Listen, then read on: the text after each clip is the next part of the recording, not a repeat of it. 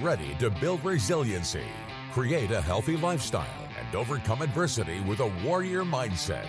This is Define the Fight with Mariah Prussia. Hey, welcome on this fine Monday morning. Hopefully everybody is alive and well. And if you're not feeling so well, you know what?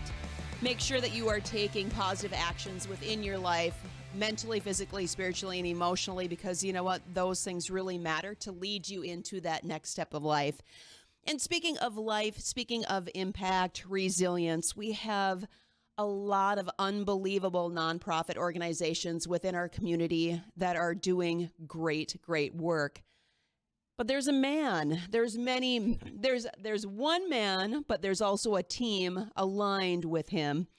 And the key thing to understand is we have Giving Hearts Day this upcoming week.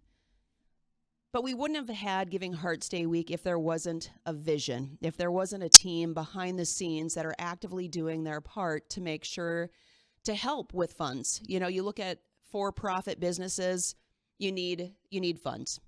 For nonprofits, you also need funds. And that's really what it's all about, is to literally lend a hand to help individuals rise up for their business. So joining me today from the Dakota Medical Foundation and Impact Foundation is Pat Trainer. Welcome, Pat. Hey, great to be here. I was so excited. You thought I might miss this, huh? Because we have so much stuff going on, but I couldn't wait to be here. You know, I look at the time and I'm like, as we get closer, I'm like, oh, you might want to send another text. So, you know, better to be safe than sorry. So that's what it's all about. So let's talk about Giving Hearts Day. I know it's coming up this Thursday. There's a lot of different individuals that are working with you in regards to making it all come into play. So first, what is Giving Hearts Day for those who don't know? Okay, so this is year 18 of Giving Hearts Day. And by the way, you know, you say the man behind it. I have so many good people back at DMF and Impact. I'm surrounded by just wonderful folks. And this time of year, you really see and you get to appreciate more and more of what they've done the whole year. And then all these charities that we're blessed to work with. I mean, we have over 625 charities that essentially have been training all year to have the greatest fundraiser known to humankind here in North Dakota, Northwest Minnesota. So I like to say it's a friend-a-thon, you know, a little bit, because the charities that have the most friends really can do so much more good in the community. I mean, let's face it, charities are truly improving quality of life and health for the people of our region in unfathomable ways. I mean, they're helping the homeless, they're helping the hungry, they're helping children recognize their unrealized potential and their value in life. You know, every human being and every life matters greatly. And sometimes people need to unleash that, you know, inner spirit of their gifts. And so all these charities, I like to think, are the ones they're helping in some way to catalyze that movement, you know, for others to realize their potential to serve each other in ways that are beyond the imagination. There's 600 of these to choose from. 29 million was raised last year, so it is also raising this thing raises money. It also raises volunteers. You know, we get hundreds of volunteers that can sign up at givingheartsday.org for any one of these charities that list opportunities. So there's thousands of opportunities to become involved. And, you know, we think meaning is so important in people's lives, and there's people that are struggling with lack of purpose and lack of meaning, isolation. And we invite everyone to participate in this great event called Giving Hearts Day, because you can sign up and befriend one or more of these charities and really make it part of your life. You know, make your life significant by service. So the day is Thursday. We've had opening, you know, the opening is 30 days in advance because the charities asked us, could you give them a little more time? You know, could you give donors a little more time? Some of them are down south, you know, for the winter. And so these charities, you know, this ends up being about half of their whole budget for the year. So the more dollars these charities can raise, you know, the more impact that they can have. So we get to be in the catbird seat of watching this good go on. We see so many good things, people that want to be anonymous, you know, the people that want to give to every single cause. I mean, we're so blessed that we live in the most generous region on the planet. And you can tell I'm passionate about it because it's so exciting. Oh, 100%. And I love the fact that you had mentioned, too, in regards to the volunteer efforts. We know that a lot of people are struggling. And when we look at inflation, the cost of food, so on and so forth, if you are unable at this moment in time for a monetary donation, your time is worth so much more also. So, you've got a couple different options. And if you are feeling kind of down and out, you're going to receive so much impact and so much positivity within your life when you volunteer. Yes. You may think that you're giving, which you are, but what you take back in those experiences is tenfold. And I can't explain enough on the need. We all need all hands on deck. So wherever you're at, just know that there is a little bit of something for everyone. Yes. And you'd also mentioned 18 years with 625 different nonprofits. I'm curious in regards to year one. In year one, how many nonprofits did you have? And I know that it was $29 million that was raised last year. Yes. I don't expect you to know all the stats, Pat, Oh, even though I know you do. Yeah. What did that look like from year one? Okay, I remember, and again, this was an idea, I told you before the program, of Gina Pinovich, who runs, she's still with us, and she does a terrific job running our Lend a Hand Up program, and we were just listening to the jingle that's so cute. And she came up with this idea. There were 40 charities, and about $400,000 was raised that year. And we thought, oh my goodness, this is the greatest thing ever. And so we just kept going, and more charities and more donors. And so last year we had 90,000 donations last year. 195 million has been raised through Giving Hearts Day. I mean, it's just unbelievable, but it's a testament to the charities who do great work. And we're in Williston, we're in Dickinson, we're in Bismarck-Mandan, we're in Hettinger, Wahpeton, Detroit Lakes, Devil's Lake, Rugby. I mean, we're all over now because people are so good as well. People are so generous. The charities are great. And, we train them all year round to be great at, and I said earlier, friend-raising. But really, how do you recruit new donors? How do you retain your existing donors? And then how do you befriend people so that they're so much a part of your mission that they're giving major gifts? And so we teach this all year long, and we have coaches that work with charities because we believe that each one of these charities is a beanstalk capable of much, much more. We have so much unrealized potential. You, I, all of us have unrealized potential. So our job is to dream big with these charities and help them realize more of their great potential to serve, and they need the donors. Yeah. So we teach them how to do that because this is a team sport, Mariah. It is. It's all hands on deck, like I had said.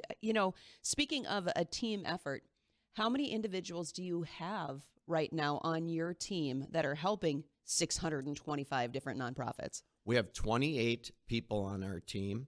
And then we have volunteers and we have consultants, that go out and help charities. Like we might have a consultant go out and help them write a Dare to Dream plan with their board and work with their board and their internal team about how can we as an organization become the best organization on the planet in terms of serving the homeless, let's say. Yep. Churches United would be a great example. It's a terrific organization. They've rebooted the entire organization. You know what? People would struggle big time in our community if we didn't have Churches United and other places like the New Life Center, etc. But we want to help these groups become much more than they are today. But we believe in the greatness that lies in each and every one of these humans that's running these and forming teams, And the team, think about it. The team isn't just the nonprofit. It's all the community that supports them. So volunteering, we're having the greatest food drives this year. We have Henry the Heart. So homelessness is a big thing, but hunger is a huge issue. And there's people that still are paying their mortgage payment or their rent payment, but they just don't have enough food in the fridge for their family. This is a serious issue. They say it's over 60,000 people at any one time are facing, hunger. And that's right here. We're the breadbasket of the world. So these are things that with Giving Hearts Day and with partnering with these charities, we can solve those kind of problems. Really, really we can with people's help. So. Oh, and I have no doubt. And that's, like you said, it requiring reaching out to the community And the community, we don't know what we don't know. And the sharing of the homelessness, the sharing of the hunger, it's real. So, Pat, you have a very big vision, and it's not just you, it's a lot of different individuals. How did the vision of Giving Hearts Day actually come into play? So, I told you earlier that Gina Pinovich had this idea back in 2008. We started two different programs. One was Lend a Hand, and Lend a Hand Up is what it's called today. And so that's helping families and friends raise money for someone in their family or friend network that's struggling because of half of them are cancer, but it's some sort of medical condition. And, it's the number one cause of bankruptcy, a medical event. So that started the same year as Giving Hearts Day, and Gina leads that program. And so each year we just learn so much, and we're definitely a learning culture.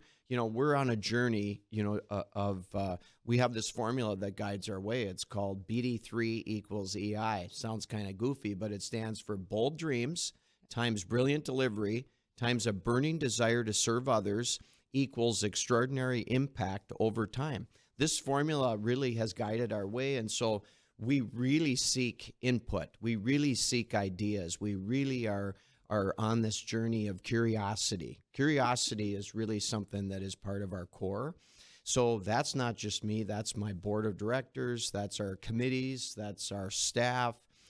We love ideas. We love debate and dialogue, and we keep it civil. But we want ideas to flourish when you walk through the halls. In fact, we're building this building, to make sure that people understand we're called to serve and love one another, and B, we all benefit when we share our ideas, our thoughts, and a dialogue. And so we really want to be bold in that effort. So I would say that we create a culture really that continues to strive for, look, we don't leave a meeting until we hear from everybody.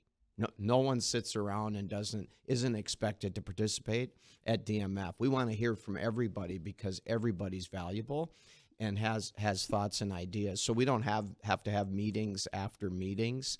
We have a great relationship with our board of directors. I'm surrounded by very, very kind, smart, experienced servant leaders. They run businesses. They run dental practices.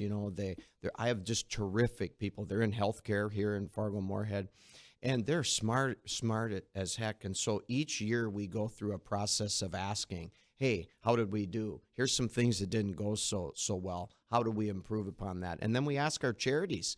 The charities told us after the first 2 years, hey, you need to let in non-health related charities because Dakota Medical was a hospital. So we did. We had the Humane Society the first year, Nuket Hendricks. She raised a whole ton of money the next year. And Nuket got all sorts of people into Giving Hearts Day as donors. Guess what? Donors give to 2.3 causes. So everybody helps everybody in Giving Hearts Day as a charity. When you bring in a network of donors, they always give to more charities because why? People are kind and generous, and they simply need to be invited. And so we learned from the charities when they told us that, and we listened. That's why we started Giving Hearts Day 30 days in advance this year, because we listened to charities. They need more time. They need more time. And you're seeing all this marketing that they're doing. Yep. We're so honored to work with them. They make us so proud, because they're really the ones making it happen. If the charities didn't do their job, we'd be in serious trouble with Giving Hearts Day. It wouldn't have grown. Right. The reason it grows is because people are kind again, and the charities are doing a great job friend raising. So our goal is to have them keep these friends and then grow in their relationships so these people the donors feel the sense of meaning and purpose by being an actual component of that team, not a transaction, an actual teammate of whether it's Hospice of the Red River Valley, whether it's your Define the Fight. Yep. We need people to feel that they're on the same side of the table with you. They're like, hey, what can I do to help? I've got some few dollars, I've got my time, I've got food, I've got a farm, I've got, all these things that gifts. They're gifts, of who they are, their network. Who can they bring to one of your events and learn about Define the Fight? I think that's huge. The key word that I pulled out of, there's many keywords, but was feel. we have really lost the sense of feel, the loss of connection. And it's important, like you had said, people aren't just transactions, right? Because there's a lot of the same donors, right? And if they're hit by multiple organizations, Yes. there has to be a connection and, a sense of like, I matter. Like, it's not just about a pocketbook, right?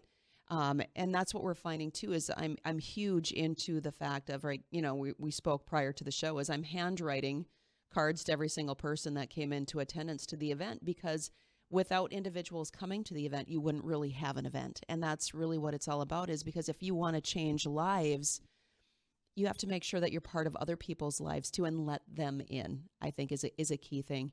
For you, Pat, how did you become so actively involved, or what was that turning point in your life where you're like, wow, this is where I want to be, or this is a missing link and I can help contribute in this area? I told you I didn't like to talk about myself before. I would just say that, if you have your connection to God, and you reinforce it and you continue to ask, what's your will for me? What's your will for me? I think that's what drives me, and try to surround yourself with people that, keep you humble. Yep. And keep you hungry and tell you when you're full of stuff, that you shouldn't be full of. Right. And I think I have that, so I've built a great team and they've helped build me into a much better leader for sure. So I think that's probably what drives me the most, is just this idea that the future is so bright if we can help people realize more of their potential to impact the people around them in way more positive ways than they currently are, Yeah. and can help others experience the joy in serving others. There's great joy, frankly, in serving others and trying to make a difference, striving to make a difference, and then learning what's not working. It's part of the journey, that really has you getting up every morning and saying, this is really exciting to try to help people, not always successful, but trying, and then learning when you're not necessarily living up to your own potential. Yes. 100%. You had spoke about light, right? We all have light, and it's all about our spirit and making sure that it's shining bright. You have a lot of different things that are going on too. You guys also provide not different programs, but different events that are coming. You had an individual not too long ago at the Fargo Theater. Arthur Brooks. Yeah, which was amazing. And then you also had another one in regards to light. Yes. How is that correlated in regards to your mission? Because right now, what I love is the fact that it's like we need to turn on our internal light so that we can help others, right? Yes. It's about shining bright. It's about that positive energy, and you're bringing so much more within the community. Yes, giving Hearts Day, all of these different components. Talk a little bit about that. Yeah, Lead with Light is a new initiative that we launched in 2024, and it's really to there's a servant leader in all of us, and so light is the opposite of darkness, but it stands for lead with hope and vision to all those around you, that every day will be a better day, that there is hope for your future.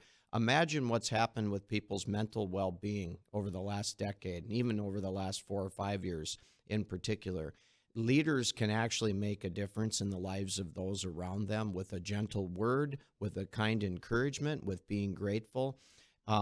And we have an obligation as leaders to help our people. The I stands for infusing purpose and meaning. So the L was lead with hope and vision. The I stands for infuse purpose and meaning in everything we do and all those around us, and make them feel that they're making a difference, that it's purposeful, that there's meaning to what we're doing. The difference between purpose and meaning that we found out is that purpose helps us move from here to there. We derive meaning, great energy, when we help others move forward or move from here to there. So serving others, it actually cracks the code of happiness. When we serve others unselfishly, it cracks the code to happiness. So Lead with Light is so important. And the G is gratitude. You know, if we write a note of gratitude and we actually hand deliver it and read it, you will transform your relationship with that person. And we learned that with gratitude. Leaders need to do more of that. And the people will treasure the letter. The tangible. Absolutely. Then the H stands for honor, health, body, mind, and spirit. I know you stand for that. Yep. Define the Fight stands for that. But really, we're under a battle for our attention right now with our screens. Yep. We are in a battle for our attention. And just think about, if we have no attention, how are we going to have purpose and meaning? We can't focus thoughts. We can't carry on in a meaningful way if we are not focused. So we have a lot of training on getting away from our phones, and 4 hours is what you need. You need 4 hours with your friends, 4 hours with nature, doing something. And then the T stands for talk, walk, and model love, kindness, and civility. And by the way, forgiveness is in there. So we're lacking civility and forgiveness in the world, and we should love all human beings, not just some that agree with us or disagree with us. Then we shouldn't love them. That's not who we're called to be or who we should strive to be. So we're trying to teach people through this light framework, hey, how can you experience light, and then how can you spread it to others? I love that. It's all about being the light, because if you don't feel the light within yourself, it's really hard to make sure that you're sharing it externally. So when you are constantly sharing the light, it's important to make sure that you're feeling the light. But sometimes when we least expect it, an individual can have a conversation, can share a word, and let you know that, hey, what you're doing is really, truly making a difference. And you never know when you need to hear that. And I'm going to share with you, Pat, when I spoke with you, was it a week or two ago, a conversation that we had, and Mariah, people need to understand and recognize the mission. It's large in regards to helping the health of our children. And what you don't know in that time, I'm a strong person. I can handle a lot. And now I might get a little emotional. I needed to hear that. And man, it pushed my buttons to a great spot where sometimes we're running on thin ice or no gas. And that call filled my tank. So I just want to thank you for that. But for you, I'd love to hear some different stories about maybe you had a moment where, wow, I needed to hear that, or vice versa, where stories that were shared with you were extremely impactful and helped you move forward. That's awesome. Well, first of all, the greatest thing we can do with one another is be encouragers. I think it's so important, an encouraging word. You know, if we have the opportunity but don't seize upon an opportunity to really observe the goodness that exists, you know, we're missing the boat of why we're even here. Mm-hmm. You know, we have to be observers of all the good that's going on, not just point out all the things that aren't right. In the world. And to encourage and provide support for people is so fulfilling, both for the receiver of it, but also for the encourager. So what I've learned later in life is it's so important to encourage those around you. And there's a reason that God places them in your life. So you really should be the encourager. And so, working with charities, I suppose we kind of got to this point because we surrounded ourselves with all these wonderful people like you that have a burning desire to serve. And sometimes they still have that desire to serve, but they're not quite sure on how they're going to do the brilliant delivery. You know, What's the strategy to achieve it? How do you raise money? How do you form a nonprofit and keep it compliant and then have it grow exponentially? Those are big dreams that need to be delivered. And so being able to provide encouragement and help with a well-lit path, we've found is phenomenal. It's like rocket fuel for your organization. And so, you know, we've been blessed to work with people like the YWCA. Erin Prochnow is a gifted leader. Just love hanging out with her. She's so smart that she stole one of my best people, Julie Haugen, you know, and we joke about it, of course, and Julie's done a terrific job and grown a ton. So what a blessing it is then to have in our community.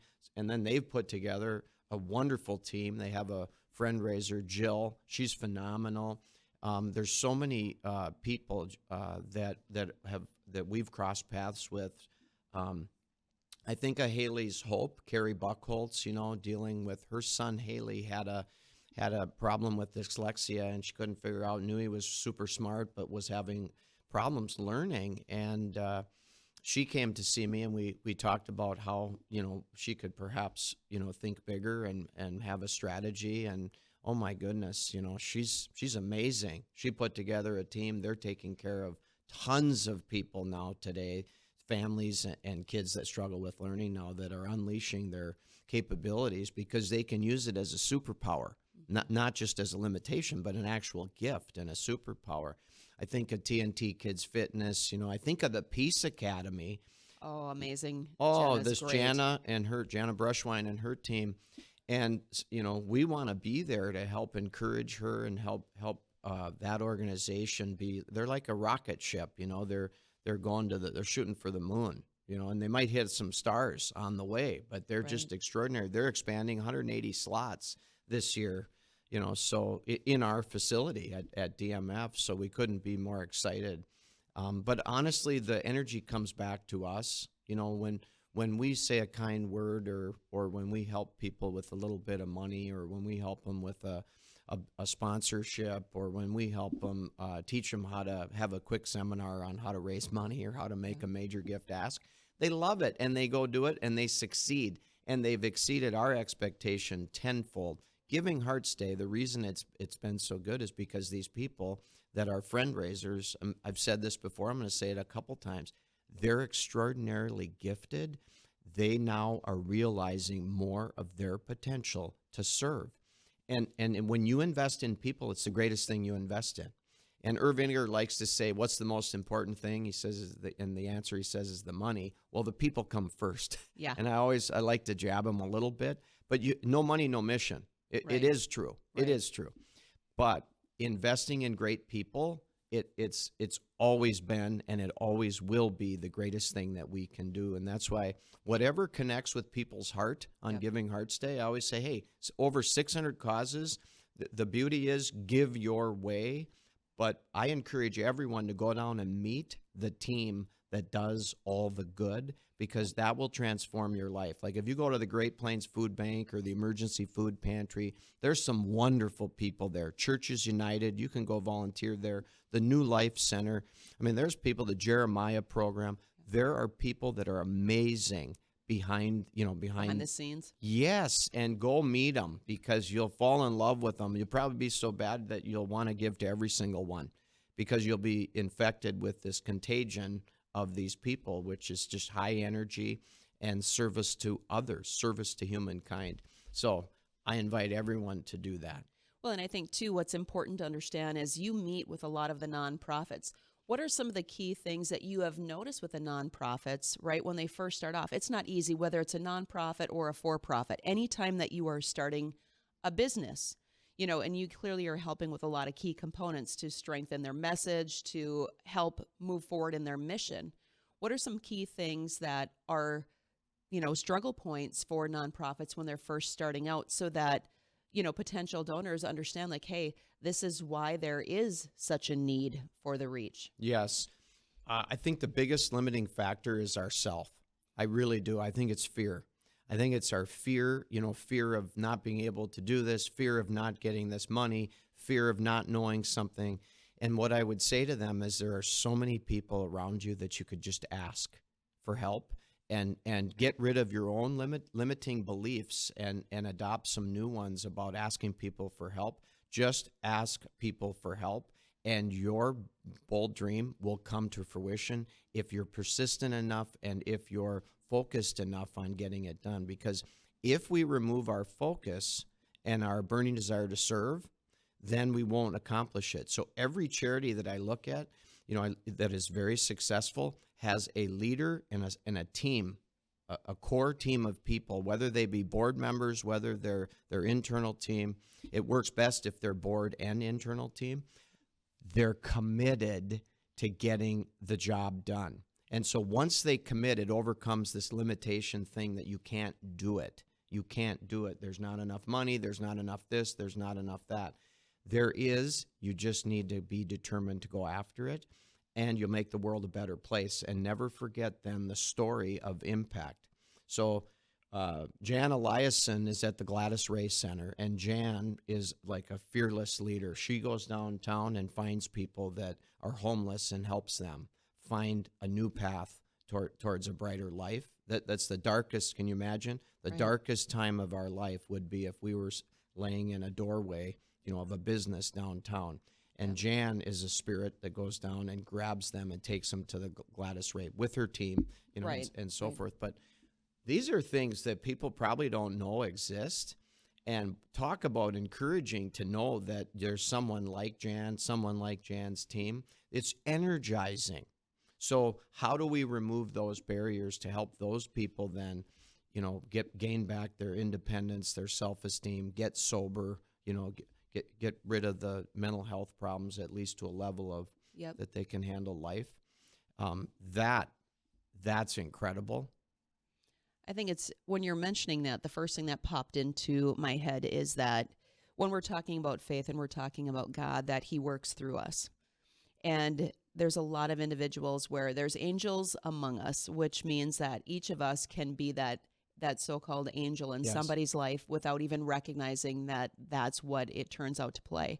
I had an individual when I was on hospital bed rest with my child, my youngest, Jace. My water broke at 25 weeks. So I was on hospital bed rest for 44 days. Couldn't work in my business, could only work on my business. And it was, okay, I prayed. I'm like, God, I don't know how I'm going to make my house payment.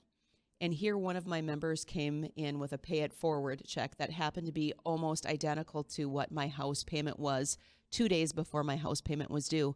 Little did they know that they were like a godsend or an angel that really helped in that moment of need. So never put yourself in a place thinking that you're not making a difference, because the reality is that the smallest or the largest gestures really do matter. Talking about Giving Hearts Day, which is a step of many. So let's talk about Giving Hearts Day in the match perspective. So if you have never heard about what the match is or why it's so important, I want you to kind of lead into defining what that is. That's great. So we've been training charities since last June for this year's Giving Hearts Day. But really what we're teaching them is how to be great at fundraising. One of those things is the piece, you need to learn how to raise major gifts. So, getting 100 people at $10 is good, okay? But getting 100 people at $10 and then 10 people at $10,000 is really good. So you should do both. You'll want to get the word out about your organization. And so, you'll be doing both. So you'll have deep relationships, and you'll also be encouraging new relationships at a smaller level. And that's kind of how the sales funnel works with gathering more supporters for your organization. I always say the charity with the most friends wins. And it's kind of funny, because truly you want to have thousands of friends, really, because then you've got all sorts of support and people spreading good cheer, being ambassadors for your organization. So the match in particular, we teach them how to raise a match because people love a match. Yep. People love it when, look, if I'm going to give you a couple $1,000s, will you get it matched? Well, that makes me feel way better that my dollars are going to go further. And perhaps it's an idea then that we can say, well, if you gave 5,000 instead of 2, then maybe I'll go get another 5 rather than just 2. And so it's a way to take people up in their relationship. Well, it's hanging the carrot out there too, right? The initiative. Yes. So every charity, the charities this year have raised over 12 million in matches. Wow. Okay. As a group. Now it's going to differ from 3,000, all the way up to 500,000 or more. And so it's amazing for us to see. Okay. And then what we're doing is we're deepening our relationships through these major gifts with families that have a little bit more income to give than other families. All giving is important. All volunteering is incredibly important. And dropping off food solves hunger. But major gifts actually can transform the organization. So we really have this major gift strategy, which then we teach them how to go make asks and how to not be transactional, how to have donors feel that they're a part of the core of the mission of that organization, and how they're not just asking one family, they're asking several businesses, several families, because you never want to have too much in just one. Yep. But you also want to be in their will, and you want their kids involved, and you want the grandkids involved, and you want to show the difference that you're making because your values are such that you care about your common neighbor. This really is a great Families are creating traditions through Giving Hearts Day, through sitting down and saying, "Hey, let's have a cup of coffee and a glass of I should say apple juice with children, Yeah. and have them go through and pick charities. Hey, mom and dad, what's that? Or hey, grandpa and grandma, what's that? Why are you so passionate about Haley's Hope or the YW or the YMCA or TNT Kids Fitness? What is that? What is that group in Detroit Lakes that you love? The ski hill. I mean, there's different things. And so it reflects our diversity of thought and our heart. Our heart is so different. All our hearts are connected to something because of some experience we had. So we might like Ann Carlson Center, for instance, in Jamestown. And now they're out all over North Dakota serving thousands of people. So it's a great time to teach this and have grandma and grandpa who perhaps are going to die with too much money. They want to show the spirit of the family, the values of the family, or that we give. We're givers, but we give where our heart's connected to. And so they teach that, oh my goodness, there's 627. So we have some families that give gift cards to children's classrooms, their grandkids' classrooms, so that each kid can give $10 and figure out the joy of giving. Nice. And they say, hey, bring it home to your mom and dad. Teach mom and dad about what we learned today in class, and maybe you go on the website with mom and dad. Anyway, these are these fun things that, of course, they're accelerators then to the day. When you teach major gifts and you have a match, these charities are going to raise much, much more money. And so we're teaching them all throughout the year how to have those conversations. The number one thing that people need to be trained to do is be grateful. Be grateful for donors, be grateful for volunteers, and be grateful. And if a donor or volunteer feels that gratitude, they're coming back. Mm-hmm. They are coming back, and they'll probably give more. I've had a lot of people, a lot of stories where they got a call right away on Giving Hearts Day and said, hey, I saw you gave, and thank you so much for giving. And by the way, I'm a board member, of one of this organization, and they give again. We see that all the time. Hundreds of them on Giving Hearts Day. When you're talking about being grateful, like gratitude, so on and so forth, and a lot of people want and are actively looking to be part of a team. And you can tell that before COVID. It's like even after, it's like they just want to be part of something. Yes. Because if all you're doing is working your entire life or, staying home, what is something that is going to bring joy within your life? So seeking joy, and then you're looking at nonprofits or volunteering or donating. Joy shows up differently in everybody's life, and, making sure that people feel. That's the key thing, is we need to start turning on those different emotions, because we've been numb for a while. We've been standing on this rug waiting for the next thing to be pulled out from underneath our feet. Well, the reality is, get off the rug, start moving forward, and then knowing that your contributions, whether it's volunteering time, whether it's monetary, so on and so forth, they really do matter, and it's going to bring you to and closer to that place of peace. Very much so. This joy discussion is absolutely real, and we encourage everyone to get involved with a charity or more, and bring their kids out too, to make it a kid thing, because kids love it. Kids love to be involved. They like to do envelopes. They could write your thank yous. They can do so much for a charity. They can be greeters. They can welcome people. I mean, it is amazing what a child does to our heart. Yes. We smile 100%. immediately. 100%. And that's what we have to reflect through Giving Hearts Day. But let's make it contagious. Yep. I mean, let's make joy contagious rather than the dark. The opposite of dark is light. We have a loneliness crisis. We have a friendship crisis. So inviting people to connect with a charity or two is what it's all about. Yeah. 100%. Pat, I want to thank you for everything that you do within our community, what you've done for me. Giving Hearts Day, you guys, is this upcoming Thursday, February 13th. Make sure that you go to givinghearts.org. GivingHeartsDay.org. Yep, Giving Hearts Day. Thank you for the correction. Hey, check out the different organizations that are there. And then, don't forget to define the fight, because that's really what it's all about. So we have our organization on there for the first time and multiple others. So check them out. We look forward to seeing you on Thursday, sharing your love. Have a great day. See you next week.